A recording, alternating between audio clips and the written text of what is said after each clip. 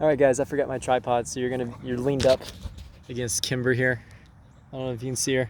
It's super sunny. I can't see anything, but I'm gonna prop you up against her butt, and she's gonna be my tripod for today, my support. You can't really see my head. I'm gonna duck down. I'm gonna do what I can.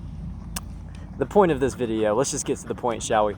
The point of this video is to talk about this little guy right here. This is called a pet convincer. They come in a few different styles. As far as I know, this is the only brand pet convincer, but in any case, all it is compressed air. You can see inside of this handle, you see that silver part is just a little cartridge. Here we go. It's just a CO2 cartridge, I think. So it's just a little air like what you probably would use in a paintball gun or something like that. So this is, I think, the Pet Convincer Pro. I don't know why they call it that. It's just the one that they had. So you can get pretty much any of the ones, but I don't know. Do your own research about which model that you want. But at any rate, a Pet Convincer, it is a device, it is a training tool which utilizes compressed air to act as a deterrent. So it kind of is twofold. Number one, you do have a little, she moved. All right, I'm just gonna hold you. Number one, you do have out of this nozzle here some air that comes out, and it does come with a couple different nozzles, so you can kind of set it to like a small amount or a little bit more. I don't know which one this is, but it does have a little bit of a physical property to it there. But primarily what we are using with this is going to be just the sound. It makes a loud sound, not super loud, but you know, loud enough. And that acts as really the primary deterrent for this.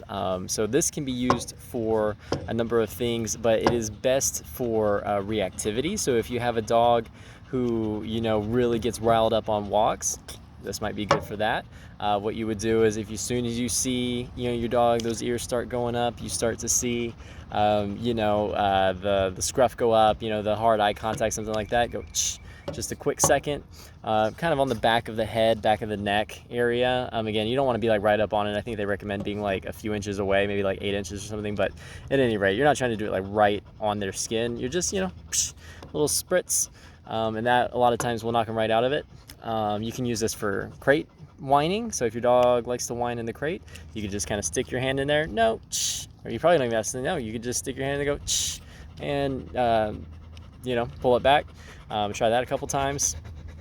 What else? You could use it for really just anytime you want to kind of break your dog's focus. So it's not going to be like a good corrector for like your obedience or something like that. But if you have issues with your dog getting reactive, getting into a barky, adrenalized state, this can be a good tool to snap them out of it. It can be worth a try. You can get them on Amazon and various other websites. They're about like 20 bucks or something like that. They don't work on every dog. So, I mean, there is that, you know, it is after all just compressed air. So for a lot of dogs, it is pretty novel and it can work. But then for some dogs, I mean, they're just like, what is that? You know, it's a little sound. It doesn't really bother me. It's a little bit of air on my neck. It doesn't really bother me. So it might not work for every dog, but if you're struggling with reactivity or you're struggling with crate whining or something like that, this can be a tool that is worth checking out.